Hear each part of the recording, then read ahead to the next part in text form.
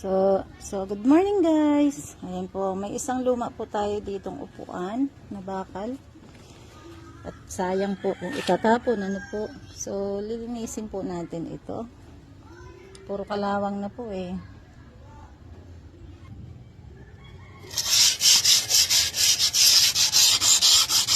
So ayan guys.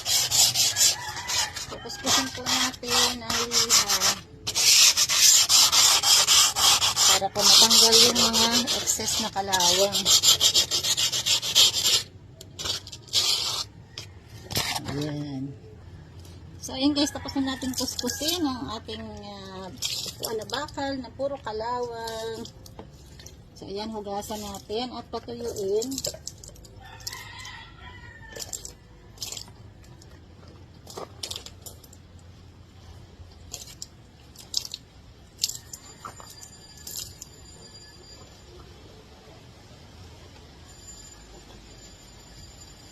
So, ayan guys, hintayin natin natuyo.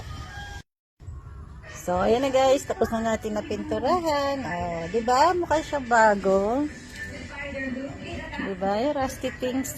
Rusty chair natin. Ayan na. Diba? So, lalagyan na lang po yan ng upuan dito.